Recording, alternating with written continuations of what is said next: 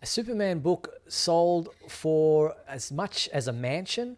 Smallville is now on Netflix around the world. Zack Snyder's getting nostalgic about Henry Cavill. We've got James Gunn. Superman is still collecting awards and breaking record rewatch records. We've been tracking everything, and today we're going to go through it all together. Whether you love the movie, you're curious about the DCU's future, or you just love Superman in general, settle in for the next hour because this is going to be fun. Welcome to Superman Homepage Live. My name is Steve Eunice, and I am joined by my good friends Michael Bailey. Happy New Year, Michael. Hey, Steve. And Mark Lax. Welcome back to the show. Happy New Year, gentlemen. Well, it's 2026. It's our first one for the year, first live show for the year. We took a bit of a break over the Christmas holiday season. I went down to Tasmania for a little bit of a getaway, a bit of a holiday, my wife and I, and thoroughly enjoyed it. It's a beautiful part of the world, beautiful part of the country. If you don't know where Tasmania is, it's a little island at the bottom of our big island, being Australia. Guys, anything interesting happened to you guys over the last couple of weeks? Any news or exciting presents that we've received? Well, I got my sister sent me as a early birthday present the Absolute Death of Superman. Nice. It is a beautiful book. It has a bunch of extras, including a death certificate for Superman, signed by the coroner, Dan Jurgens. So I don't think he can really skirt this. I wasn't the only one that killed Superman when his name is on the death certificate. And we went to see Superman the movie when it was in theaters, so that was a lot of fun. Very nice. Mark, anything to share?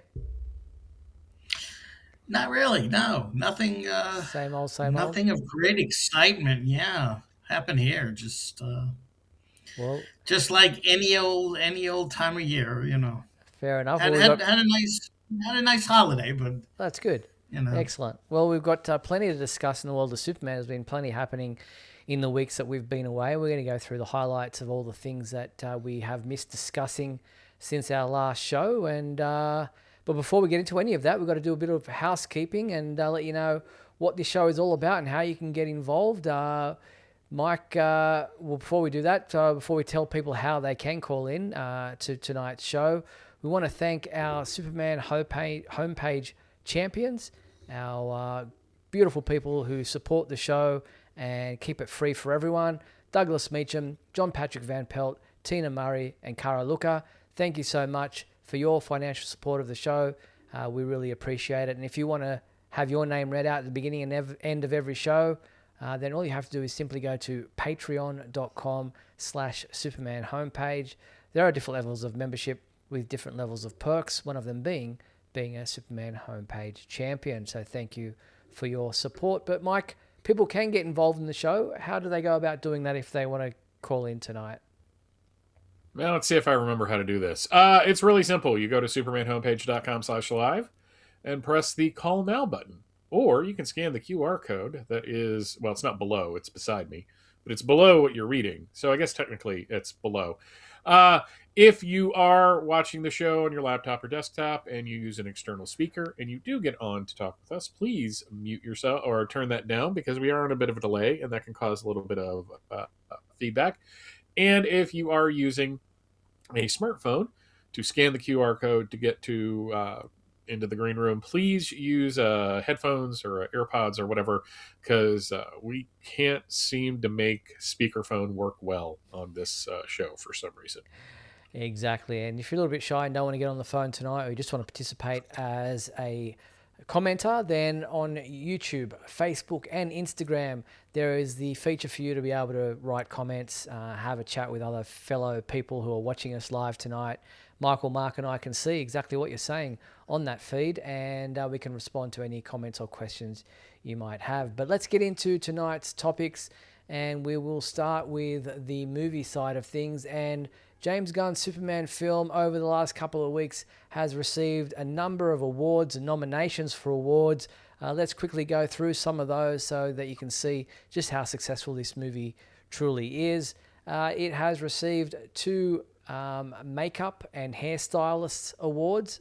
or nominations, I should say: Best Contemporary Makeup and Best Contemporary Hairstyling, which just goes to show that there are so many different facets of making a film that so many people can get recognized for their talents. I love that shot of the engineer in, in that one picture. She looks like she wants to kill you, which is, I guess, fitting for that character. So yeah, and we also got a couple of new images of David Corenswet as Superman. There's that one there with the bruising and that around his face, and then obviously this one here for the hairstyling. Yeah, so a couple of new images there as part of that recognition, and so congratulations to those people involved for. Yes. So is the picture of Crypto for hairstyling or is it for makeup? I'm kind of That's a little probably curious for as Mr. to... Terrific. Oh, okay. Sorry. It's he's right there. Very good. The film also received a nomination for the Annie Awards, which is for character animation. Speaking of Crypto, this is probably more in line with that side of things.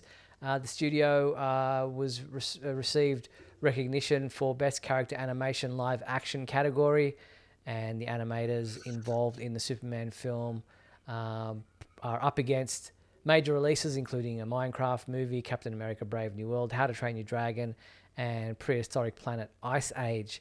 And these will be announced on February 21st. Woohoo! Well, they did spend more money on Crypto, so that which is why we got such a simple DC Studios opening. So, at least according to James Gunn. Very good. We've also got some visual design recognition. So the movie received a Art Directors Guild Award nomination for Beth Mickle for excellence in production design, and also for best achievement in decor design for again Beth Mickle and Rosemary Brandenburg. So congratulations to both of those people for that recognition in the design. Those what is it? The striking visual design. What is it? Two different industry guild awards. So well done for that nomination.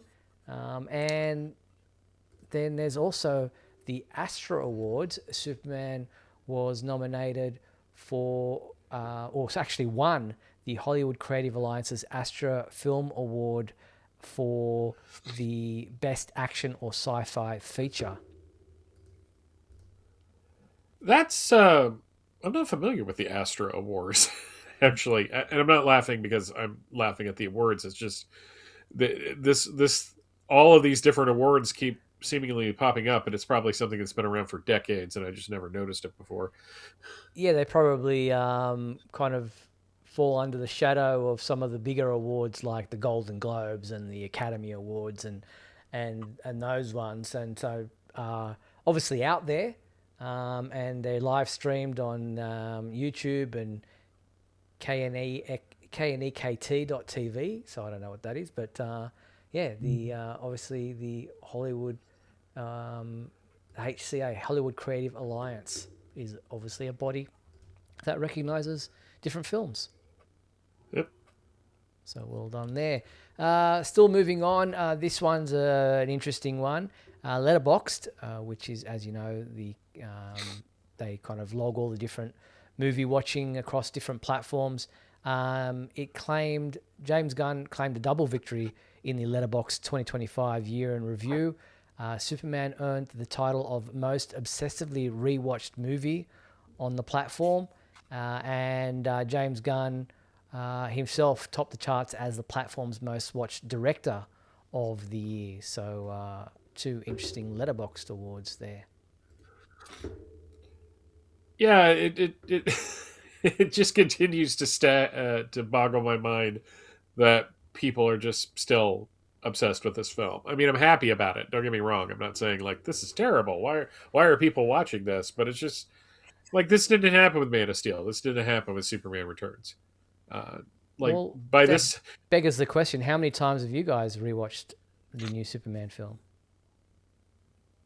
once. I watched it twice in the theaters. I watched it once on Christmas Day. That was my and it's not that I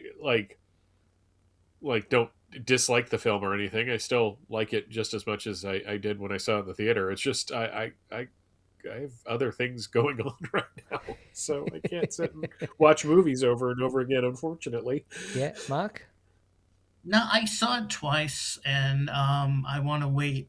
Oh, I want to give it some time before I can just sit back and just like watch the whole thing again. Like, well, it won't be like I watched it the first time, but No. you remember so much that you want to kind of pace it. Yeah. You want to kind of put it away for a little while and open it back up and go, oh yeah, I remember that. Hmm. So Well, I will. Plus, I have a lot of the extras and all that too. So I want to yeah. really get into all that. Yeah, exactly. I've watched it twice at the theater and then rewatched it once on streaming. And now I've bought the Blu-ray, so there's stuff I want to get into behind the scenes on that. Opening it up to the people in the comments on any of our streaming platforms right now watching us live. Let us know how many times how many multiple times you've watched the Superman film. Mainly on, I mean, you can go streaming or you can go at the theater, whatever you prefer, however you want to answer that. But we'll kind of track back to this question as they fly in. But one more award that we can touch on was the Rotten Tomatoes, or Tomatoes, depending on how you want to pronounce it. The Superman film won the Golden Tomato winner for fan favorite action movie of 2025, which I think this is probably one of the better recognitions that it's received. Yeah. you say tomato, I say tomato. Let's call the whole thing off. Somebody had to say it. I fell on that grenade, you guys. I let you do it. There you go. Some of the answers coming in. Wondersea in the comments on YouTube said, I saw it 3 times in theaters, and I think I've seen it like 9 times total. That's pretty impressive. Wow. JP Rocha said, many times, since it's more than 10, I am out of fingers to count. So more than 10 times possibly. Claude Rain 4888 says, I've rewatched it like 10 to 15 times already. Superman Worldwide said, does fast forwarding to watch your favorite scenes count? I guess so. Yeah, sure. And Celeste Sims says, I saw Superman 3 times in the theater and 10 plus times on digital. I bought the digital version on Fandango home. So plenty of people seeing it very many times. So I can see why this won that award that we just mentioned. Yeah. There you go. Classic. Absolutely. All right. And Stephanie saying, I saw it in theaters and bought it on Apple TV last year. So thank you for people responding to that question. All right. So let's move into some things that have happened more recently. And I'm talking as of today, Warner Brothers has officially released the full screenplay for James Gunn's Superman film online for awards consideration, which gave fans and critics alike a look at the script, the screenplay, and how it relates to how it compares to the film. One of the things that I noticed just as a quick scroll through for the article that I put up on our website today was the inclusion of the scenes or the mention of Krypto having killed the abominable snowman or the Yeti. It was in the script, obviously was not filmed. It got mentioned as Krypto was dragging Superman from his injured state into the fortress, and that's when supposedly the ice around the fortress was littered with mutilated bodies of abominable snowmen. I'm glad it was removed. And then later on, as Lex and his posse are trying to breaking into the fortress, they notice the bodies of the mutilated Yeti around the Fortress of Solitude. So I'm glad that was cut from the film. Yeah, never filmed. Yeah, I'm really glad James Gunn got out of his own way on that, because that's a James Gunn thing. That's his sense of humor. And I also wonder if there's like even though they're not polar bears, is that like a shot at like the previous, like, the whole, polar bears from the Superman Live script by Kevin Smith?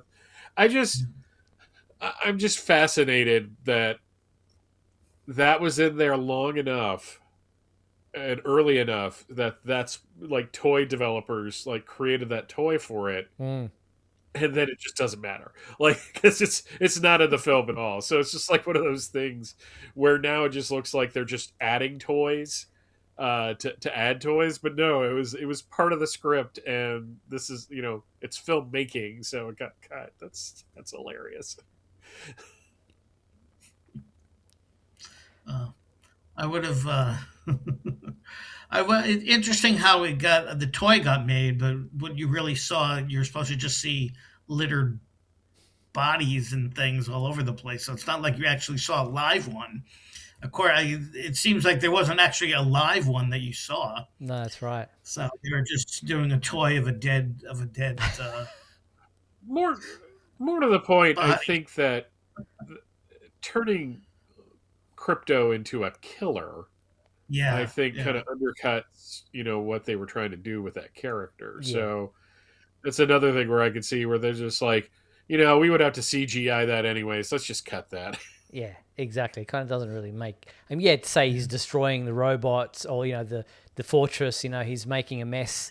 That's more like they dog made it. related. But yeah, to go around Yeah, they made a mutilating, joke about the cow, about yeah, his parents' cows on the worrying about him farm. killing the cows. Yeah. Yeah, But yeah, but I'm glad this was cut. But Superman Worldwide asking, where do you download the script? If you just go to our website and look for the article that says James Gunn's Superman screenplay reveals deeper insights into the 2025 blockbuster, there's a link right there in the first sentence of the story to the PDF file that you can download. So you can check that out. But yeah, the full script available for you to read if you so desire. It's up now online from Warner Brothers. All right, so changing to look at the upcoming films, and let's start with Supergirl, which is out this year. We can now say that on this live show because we are in 2026, and the film will be coming out in June of this year. So 6 months to go until the release of the new Supergirl movie. We got a new look or another look at Supergirl as Millie Alcock as Supergirl, thanks to USA Today. And this looks like it's inside some kind of vehicle. Looks like someone's up the front there in a chair. So I'm not sure where that is, but there is a new look at Millie Alcock as Supergirl. And the costume has changed since the Superman film. Yeah, I really didn't notice that, but to be fair, I wasn't really paying much attention to the Superman film. And that's nothing against Supergirl. That's not me trying to insult the character. It's just she was in a coat, so it's like most of it was covered anyways. True. yeah, I mean, she just kind of appeared, and she was in a coat, and you really didn't get to see all the costumes. So, but it looks good. I'll say that. I think it looks pretty good. So yeah, there's a still from the film, and you can see there that the belt The skirt, and the skirt I think the are skirt too. quite Yeah. different. Um, so yeah, there is a difference in the design there of the way it looks. The colors here, we're not looking at the colors because this is obviously in shadows and what have you. So Yeah. yeah, it's changed since then, but there is that. So that's just something people have noticed. All right, so that's the new look at Supergirl, and also we had a interview with Jason Momoa, who appeared on the Today Show on January 15th, and he had this to say about his appearing as Lobo in the upcoming Supergirl movie. Can you tell us? He's amazing. It's my ultimate dream to play Lobo. Okay. I wanted to play him more than Aquaman. This is it. You're back in Dune, part 3.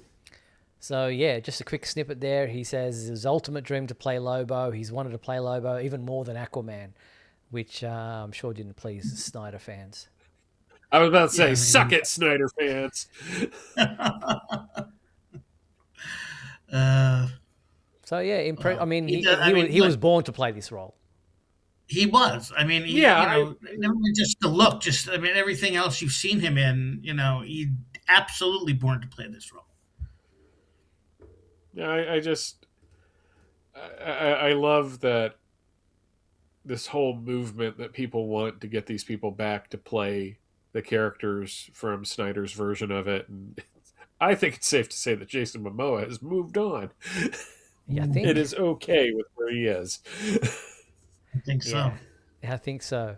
So yeah, he's absolutely loves the fact that he got to play Lobo. Now we're going to gloat a little bit in the next couple of minutes. Yes. So you may have heard rumors. We spoke about them from way back in November about these rumors that they were looking to cast a female role for the upcoming Man of Tomorrow film, for a warrior, somebody who was well built. All these kinds of descriptions were put in for this female role, and everybody was going Wonder Woman, Wonder Woman, Wonder Woman, except Michael, and we kind of agreed Yep. with him. Yeah. We all said Maxima. Maxima seemed Yeah. to be the ideal, especially Brainiac's in this, Panic in the Sky, all that kind of stuff. And now James Gunn has confirmed that it is not Wonder Woman. He has dismissed the Wonder Woman rumors. He has clearly said that it's not Wonder Woman that they're casting. And same thing with Batman, but we're focusing here on Wonder Woman. People said to him, what about these rumors about Batman and Wonder Woman being cast? He says, no, all these rumors of Batman and Wonder Woman auditions are false. He went on to say that the big news of the casting was Brainiac. Most other sizable roles are characters we've already met. Smaller roles are being cast now. He says casted. I don't think casted is a word, but are cast now. He says about the Wonder Woman thing, no, we are currently casting a female character in Man of Tomorrow. My only guess is Scoopers are taking a stab at guessing that it's Wonder Woman. We were not. We had other ideas. And then there's also the news that the Sam McCurdy is now the cinematographer for Man of Tomorrow, and that he is replacing, was it Henry? What was his name? Henry Brahm, who was the Superman cinematographer. But for Man of Tomorrow, James Gunn is going with Sam McCurdy, who has done some really interesting films, which we'll get to, things like Shogun, Game of Thrones, Dog Soldiers. These are all films that he's known for. But let's just go concentrate on this whole thing about the female. Michael called it. We agreed with him. Maxima. Yeah. It's one of those things where if you're going to take a Brainiac story, it's like what we said back in November. If you're going to take a Brainiac story and you're going to have a strong female warrior in it, and you're going to look at the comics, you're going to look at Panic in the Sky. It was at the time, one of the biggest stories they'd ever done in the Superman books. It got big-footed later in the year because, he died. But having her, this is the original trade paperback, very nice. Having her in the film would kind of make sense. Plus, it gives Gunn likes putting DC characters in these things apparently, and that's just another way to create a deeper bench. Well, so according to Nexus Point News, and this is not confirmed that it's Maxima, but James Gunn has said it's not Wonder Woman. So Nexus Point News, according to their sources, say that the secondary antagonist for Man of Tomorrow will be Maxima. And the speculation now is obviously running rampant. As we said, Panic in the Sky connects Brainiac and Maxima together. If you're not familiar with who Maxima is, she was created by Roger Stern and George Perez in Action Comics 645, made her first appearance. She's a formidable queen of the planet. Sorry, what was that? Sort of, yes, I know. It was a simulacrum in the first appearance. I'm being very pedantic here. She's the queen of the planet Almerac. She traveled to Earth looking for a suitable mate. She set her sights on Superman, and she has warrior mentality, incredible powers, and has appeared on Superman the Animated Series. I think she appeared in, was it Smallville? She was in Smallville. Smallville, She yeah, was in a very Smallville. skimpy outfit. And the two in the comic books, Brainiac and Maxima, were combined forces. Well, Brainiac almost forced her to side with him and work with him, having conquered Almerac, and she joined forces with him to invade Earth, and then decided to switch sides, and later on became a member of the Justice League and all these other things. She's had a bit of a complicated story, but I can see James Gunn implementing facets of Panic in the Sky into his story for Man of Tomorrow. You know, they've got Momoa as Lobo. You could do that button like it was at the end of the animated series episode where she's wondering if she'll ever find a mate. Lobo shows up, that she gets all moody eyes over him. So, you can always do that too. You could. That would be a nice callback. That really would. I don't know if they're going there, but that would be a nice callback. I'd love to see that. But so we haven't had it confirmed by James Gunn yet, but all roads seem to be leading to Maxima when it comes to this casting news. So Man of Tomorrow next year, July 9th. I'm looking forward to it. They start filming this April in Michael's neck of the woods in Atlanta. Yeah. Don't rub it in. Very funny. Sith Happens says, does Maxima drive a Nissan?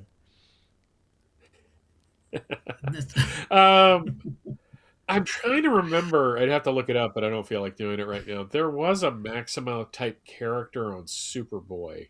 Okay.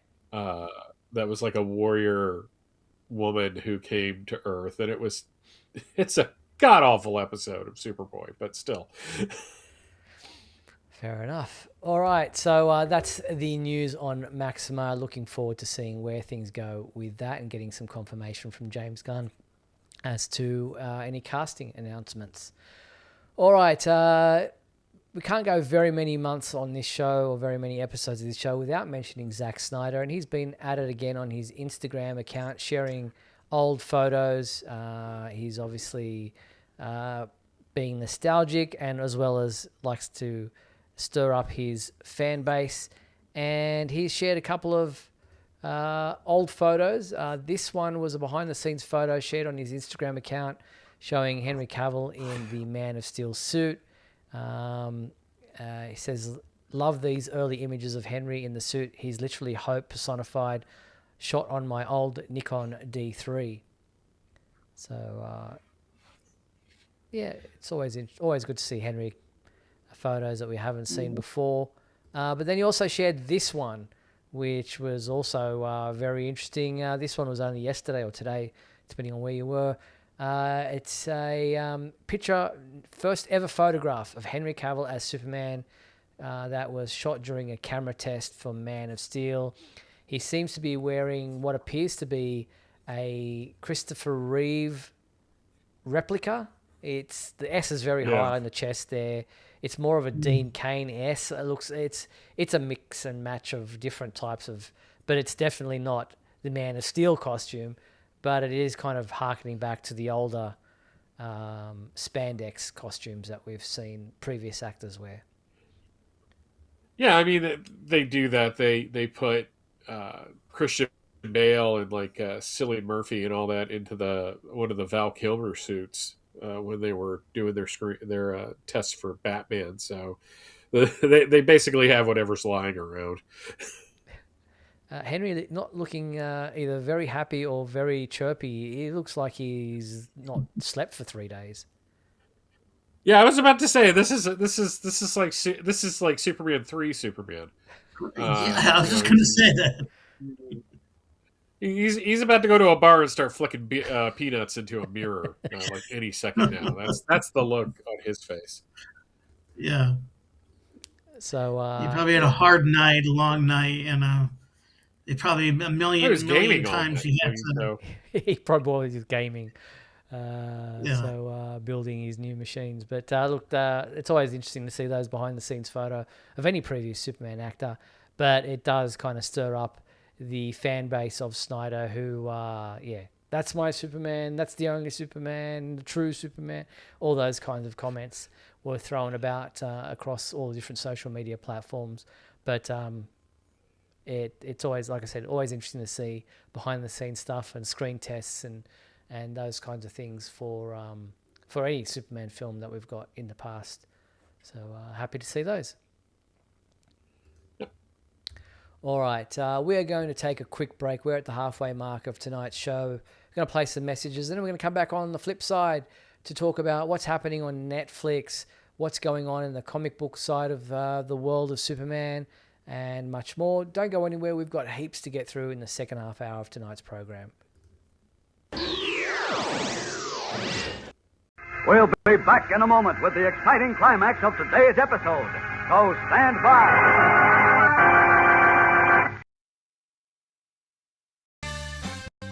If you're enjoying Superman Homepage Live, then please like and share this video with your family and friends. Also, if you'd like to subscribe to our YouTube channel, then you can click on the bell to receive notifications whenever we post a new video. You can also join our YouTube membership program, just click the join button below. Or you can become a patron and support our website by going to patreon.com/Superman Homepage.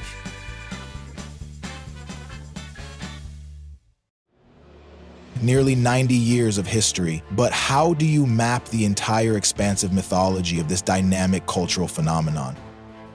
Introducing Man of Yesterday, Today, and Tomorrow. The chronological framework navigates Superman's history month by month. Discover the individuals who shaped the icon, the date of Krypton's tragic destruction, and the day the nation mourns Superman's death.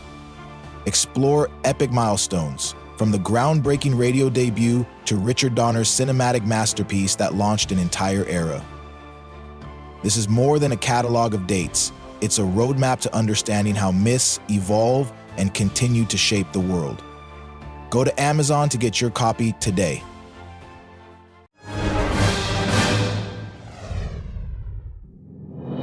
Look, up in the sky. It's a bird. It's a plane. No, it's SupermanHomepage.com, the #1 Superman fan site in the world. SupermanHomepage.com, covering the world of Superman from the 1930s to today. News, reviews, rumors, and reports. SupermanHomepage.com for all your Superman comics, TV shows, movies, cartoons, radio shows, and more. Everything you ever wanted to know about the Man of Steel and more. SupermanHomepage.com. Thanks, Superman Homepage, for all the support over the years. I really appreciate it. I'm Matt Bomer. I'm the voice of Superman in Superman Unbound, and this is the Superman Homepage. Right here on Superman Homepage. SupermanHomepage.com? All right. Hey, this is Christopher Gorham. You're on the Superman Homepage. Hey, this is Sam Witwer, and you're watching Superman Homepage. Hi, this is Jason. I'm freezing! Superman! Uh-oh, sounds like Lisa and Scott are trapped in the icy cave of that frosty-faced villain, Captain Cold. This is a job for Superman. My fast freeze zapper will freeze Superman forever. No way, Captain.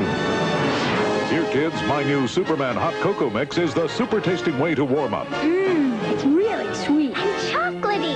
And see, Captain Cold can't take this warm reception. New Superman hot cocoa, the super tasting way to warm up. And we're back on Superman Homepage Live, where if you want to be a caller, go to supermanhomepage.com/live, and you can press the call now button to be part of the show tonight. All right, just quickly on my book, Man of Yesterday, Today, and Tomorrow. Saw Aaron Smolinski received his copy that I sent him and posted up something on his social media accounts, I think maybe just on Facebook. The Kindle and the soft cover, or the paperback version, I should say, are going to be released on February 2nd. So if you've pre-ordered the Kindle version or you're waiting for the paperback version, February 2nd will be the release date for that version. All right, and if you have read the book or bought the book, thank you very much. Make sure you do leave a review on Amazon, because there is one nasty one from someone who hasn't read the book, hasn't purchased it, and is obviously just a bit of a Scrooge. All right, moving on to the TV side of things. I mentioned I'll take Netflix. it down. I'm sorry. Very good. Thanks, Mike. Smallville. It is now available on Netflix around the world. Not US though, because it's still on Hulu in the US, but Netflix in Australia, Canada, United Kingdom, Ireland, France, Italy, Austria, and many others. It's already in the top 10 TV shows on Netflix here in Australia. I saw just this afternoon. So it's doing really well against on Netflix for people who are subscribed to that streaming platform. Yeah, I loved the clickbait articles on these, though, is Smallville heading to Netflix, but just not in the U.S. Buried deep in the article. Yeah, so it'll be there soon enough. I'm sure, especially if the buy of their purchase of Warner Brothers by Netflix is going through. It's been on Hulu for the longest time, so that's not like they probably make more money off of it being on Hulu. And then what's really funny is that if you have both Hulu and Disney, you will see Smallville on Disney Plus because it shows all the Hulu shows as well. It really threw me off the first time I saw it. I'm like, this.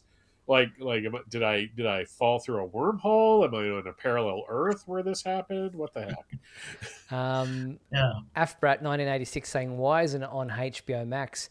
I believe it is in some locations. Again, not in the US because it's obviously an exclusive license with Hulu. Yeah, they probably signed that years and years and years ago before they were even going to have like the DC app that launched. That they broke up into the two separate ones. So there you have it. All right, on the comic book side of things, I'm going to ask if either of you guys bought this because, like, I know you're just flushed with cash.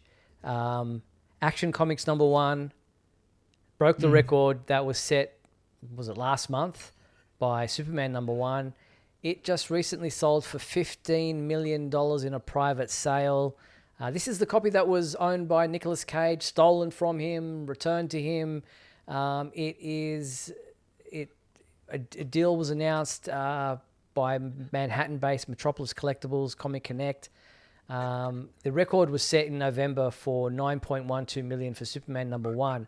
And we were touting that. We were going on about how great that was. But now this for Action Comics #1, $15 million. We don't know who bought it, but you're going to say it, aren't you, Michael? Yeah, I bought it. I bought it. It does belong in a museum. No, I bought it and I put it in a bag and a board and I just stuffed it in a box. So, because that's where you put something like this. No, it does belong in a museum, all things being equal. I've talked about this before. Owning that is not, you don't own that. You shouldn't have to own that. That is a piece of history. That is one of those things that like actually that would make a really good movie. Like somebody like it going through different hands and destroying people's lives as it does. It's cursed. Just because of some kind of curse that Siegel and Schuster put on it. It was Jack Leibowitz's copy, and that's the reason why it's going so bad. But no, I remember years ago they kept like selling copies of like Batman #1 and Detective Comics #27, and you had all these people crowing about how, oh look, it's outselling Action Comics, it's outselling Superman #1, and now it's Superman has broken 2 records in as many months. So it's the one that launched it all. I mean, you don't have Batman without Superman. You don't have Spider-Man without Superman. Exactly. So was it you, Mark? Was it me? Well, actually, it's a surprise. Michael and I went into it together to give it to you, Steve, just to thank you for but unfortunately, it turned into that. It turned into that episode of The Simpsons where where Bart and Milhouse and what's his name buy Radioactive Man #1, and it got destroyed in my treehouse. I'm really sorry. It's in pieces now. I stopped talking to Mike because of that, but that's okay. Very good. All right. Well, see, yeah. we can't even see each other right now. The arbitration is such that I'm not even like Steve has got to do this whole thing where I'm seeing text. I'm not actually seeing or hearing him. There is actually a reason. I don't know what. There is a I reason can hear a in voice. between them. That's about it. All right. Very good. Well, Steve's like, guys, would you just shut up and let me do the show? They're not talking to each other, but they can hear each other. But they can't hear me for some reason. Moving on. All right, let's look at the comic book side of things. And you just mentioned Spider-Man, Michael. We've mentioned previously about the fact that DC is printing a Superman Spider-Man #1 crossover. And then shortly after, Marvel will do their version, which will be Spider-Man Superman #1, which will obviously tie in to the DC version. This will come out in April, following the March release of Superman Spider-Man #1 from DC. The special issue ensembles, some of the industry's most celebrated writers and artists, including Brad Meltzer. We've got Brian Michael Bendis, Jeff Johns, Jason Aaron, and many, many others. But Dan Slott is also in there. Michael, I know, because I saw your comments, you want to talk about this variant cover. Okay, well, that one is just brilliant. I mean, whoever was just like, let's do Cyborg Spider-Man and Cyborg Superman. If you don't recognize that Cyborg Spider-Man was from a storyline that Eric Larson drew in like 1991-ish in the Spider-Man series. But yeah, it's just amazing. That's just brilliant. I was really more impressed with the variant covers for the Marvel one than for the DC one. There's another one that has Conduit and a character named Cardiac, who was a Spider-Man villain from the 90s, and it's just like drawn by Mark Bagley, and I'm just like, wow, that thing is like this is all these 90s callbacks are just making me feel old. I think that's what I'm going to settle on. I just feel old right now. My back hurts. Was it this one? That is it exactly. Yeah, the dude in the lower right-hand corner is named Cardiac. This thing couldn't be more 90s than if it was wearing acid wash jeans with a flannel button-down tied around its waist listening to Temple of the Dog. So it's just amazing. I love it. I know that's not a story in the book, but it's just an amazing piece of art. So yeah, I'm guessing, Mark, as a comic book reader, you'll be jumping on these. Oh God, yes. Are you kidding? We've been waiting forever for this. You know, it was what, 76? Was it 76? When was the first? January 2nd, 1976. We had just celebrated the 50th anniversary of the first one coming out. So I was not here yet. I was on my way, but I was not here yet. I was. It's very possible I had it at some point when as a kid. Who remembers? But yeah, so 50 years. Yeah, so this is an oversized one-shot which delivers multiple stories spanning different eras and incarnations of both heroes. And there are so many to look through in that press release that was put up on our website. But Spider-Man #1 arrives in shops in April, and Superman Spider-Man #1 from DC will publish on Wednesday, March 25th. So just a couple of months away, we'll get the DC one, and then the month after, we'll get the Marvel one. So plenty to look forward to for Superman fans and Spider-Man fans, but you can be sure that the Superman homepage will be covering those quite extensively in our reviews. And still on the comic book side of things, DC also announced this week a new 4-issue limited series from Kevin Smith, Eric Carrasco, and Nick Pittera, starring the iconic backwards opposite of Superman, Bizarro. This is Bizarro Year None.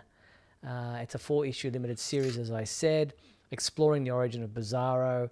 And the series follows Superman's pal Jimmy Olsen and Clark Kent's boss Perry White as they depart the Daily Planet for a strange adventure in outer space. The journey leads them to a dimension that mirrors Metropolis in uncanny ways and reveres its legendary newspaper as an article of faith. As they unravel the mystery of this bizarre world, they confront the being behind it all. He's a misguided Superman fan, an agent of pure chaos, or is he no one at all? So, Bizarro Year None #1 goes on sale, of course, on April 1st, and I'm looking forward to it. It sounds interesting. Bizarro is one of those characters that I like in very small doses. Mm-hmm. And you never get the same version of the character twice, Sure. which is except in the Silver Age. But oddly enough, that's the version I prefer. Yeah, fair enough. I mean, he's pretty consistent in the Silver Age, but as you say, in more modern times, he's become a backwards version of Superman. The backwards speech always troubles me. It makes it really hard to read because it's not consistent. He has been, a poor clone or a clone that's kind of fallen apart, but has, just kind of deteriorates. He's been a scary, almost like Frankenstein version of Superman in some tellings of the story. But yeah, he's not necessarily a dark Superman. He's just No. He's kind of like a broken Yeah. Superman. Yeah, I think when he's done best, it's when he is kind of not like a monster version of Superman, but when he's just like a imperfect duplicate. Yeah, he's. I think Wondersea says it well. He's normally not evil, just confused. Yeah. I think Superman the Animated Series, I think one of the best. I think one of the best versions. We didn't get the whole everything. His thinking was kind of backwards, but his speech wasn't backwards, and yet he was kind of silly and sad and tragic. At the same time, and I think that's the type of Bizarro I like. When there's too much of the backward speak, too much of that, it does get to me after a while. Yeah. But, I like when they play him more as like slow-witted rather than Yeah. So it'll be interesting to see Bizarro Year None #1 when it comes out in April, and then it's a 4-issue miniseries. All right, in the real world, Metropolis, Illinois is celebrating a milestone, the 54th anniversary of being recognized as the home of Superman, and they put out a press release, and we reported on this. So on January 21st, so depending on where you are in the next couple of days, at 10 a.m., Mayor Greg Jeffords will be commemorating the proclamation of Metropolis, Illinois as the official home of Superman back in 1972 on that very day, and they're asking fans to go out, wear their Superman shirts, celebrate the proclamation anniversary, and get involved in whatever way you can. And there'll be free admission to the Superman or the Super Museum, so you can just walk in. The Chamber of Commerce will have a 25% discount off participating merchandise at different locations. There'll be refreshments, and as I said, residents are encouraged to wear Superman Shield shirts to work on that day to commemorate the anniversary. That's really nice. I like that. I was thinking earlier today how I kind of really want to go back there someday. I'm like Gonzo in the Muppet movie. But no, it's just fascinating that there's this whole city that's dedicated just to Superman, Mm-hmm. with a giant statue that hundreds of thousands of people take pictures of, even outside of the confines of the Superman celebration. So yeah, exactly. People make road trips or take a side, get off the turnpike or whatever you want to call it to get there, to get off the exit, to duck into Metropolis, take a photo, visit the museum, and then continue on their way. But Jim Hambrick relocated from Southern California in 1993 to open the Super Museum, and they've made a life for him and his family there, really putting Metropolis on the map for everyone. And that's when the Superman celebration started to kick off every year. You and I met there in person one year, Michael, and I've been there quite a few times now, and have made some really great friends during the Superman celebration. So I'm happy for them to be celebrating this anniversary of the commemoration of that date. Yep. Very good. Mark, any plans to go to Metropolis one year? I'd love to, but right now it's kind of out of the question. But who knows? In the future would be great. Yeah, I don't see myself returning any time soon. I mean, just traveling in general is it can be expensive, but as an international person heading to the US, it's a little bit dicey. Yeah. All right. We've kind of got a few minutes for time for any particular topics. Fan favorite. Oh, yes, let's do the fan favorite. I'm just looking at that thinking, we've got to do some things. Here we go.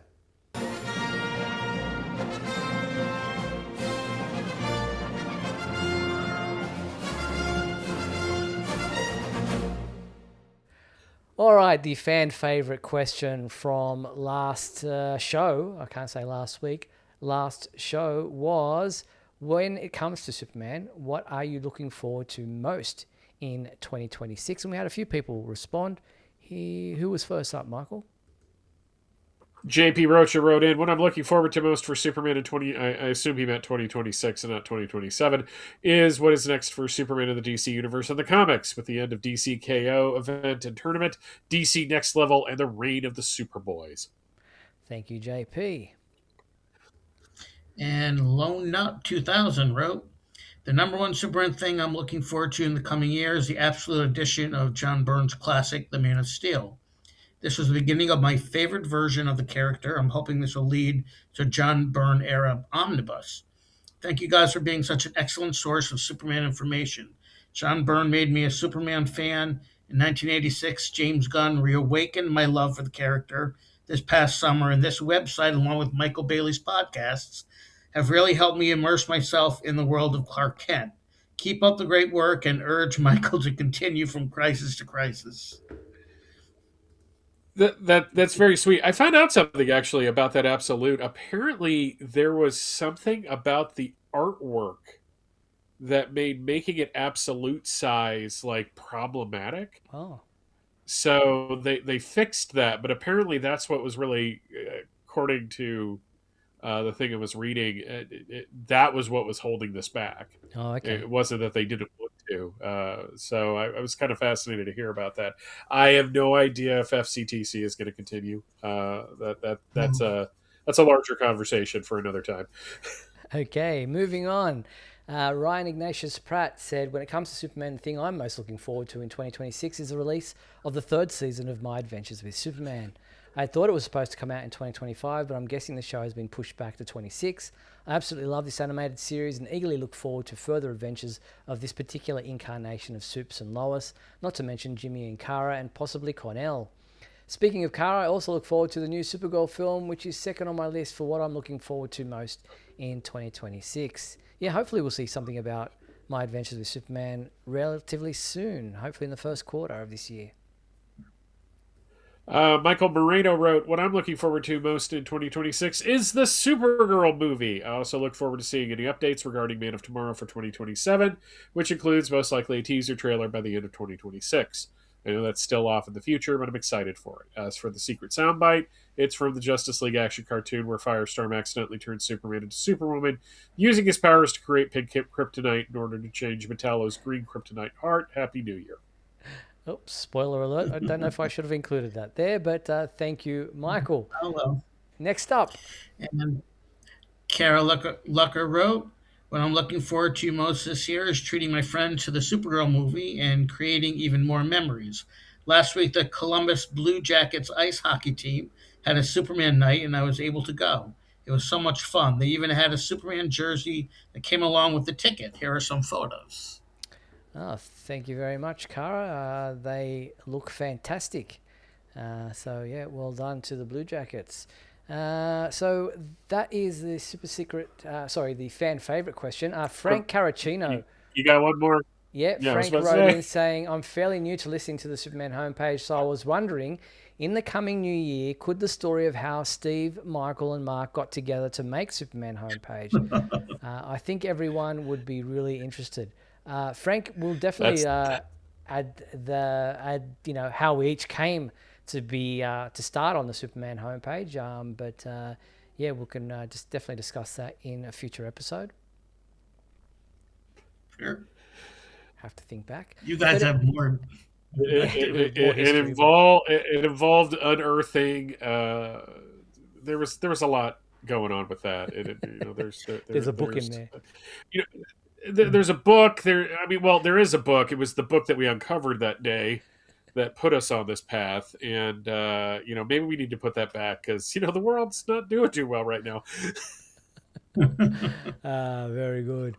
All right, our new fan favorite question for this week is, who would be your favorite choice to play Maxima in Man of Tomorrow?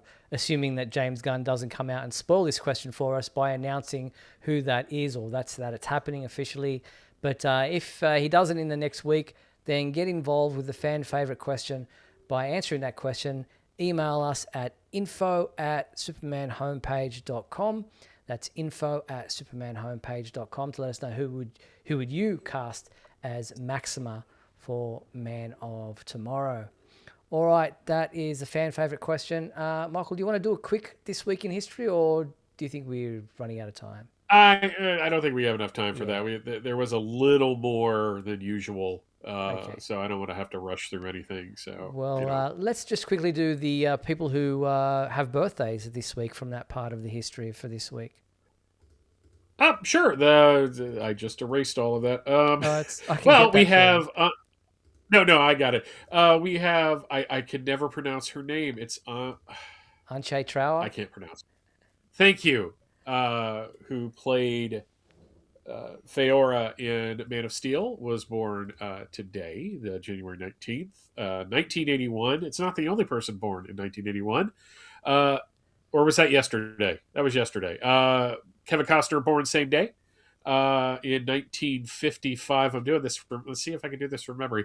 1955. That's him telling us not to send him any presents because he doesn't need any anymore. Today, on January 19th, we have Bitsy Talek, who played the best Lois Lane ever. She was born also in 1981. We also have Mr. Richard Lester, who this always trips me up. He was born in 1932. In Philadelphia, Pennsylvania, and yet he's British. I guess he was raised in England because he's British, but he was born in Philly. So, West Philadelphia, born and raised. No, I'm not gonna go. I'm not gonna do the whole song. I promise. Next up, on Wednesday, the 21st, Pete Ross from the DC 1976 calendar, which I actually unearthed.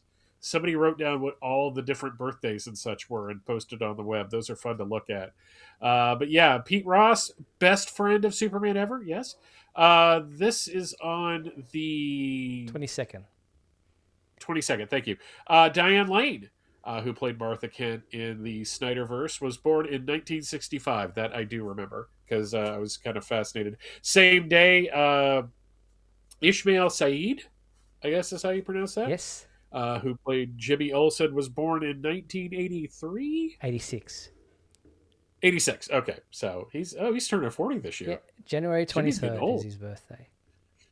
Ooh, congratulations. There you go. So that was This Week in History, which brings us to the end of tonight's show. I want to thank everyone for tuning in to Superman Homepage Live, our first episode for 2026. Thanks for joining us. I want to thank my two co-hosts, Michael Bailey. Thank you, Michael. Pleasure as always, Steve. And Mark Lax. Thank you, Mark. Thank you, gentlemen. Now, don't forget, the complete 1 hour video of tonight's show will remain up on our website and on our YouTube channel if you'd like to watch it back or perhaps miss part of the show. But we'll be back next week on Monday, January 26th at 7:30 p.m. Pacific time for another edition of Superman Homepage Live. We look forward to talking to you then. Until then, be sure to check out supermanhomepage.com for all your daily news updates on everything surrounding the Man of Steel. I'm Steve Yunus on behalf of myself, Michael Bailey, Mark Lax. Thanks for watching Superman Homepage Live, brought to you by supermanhomepage.com. Good night.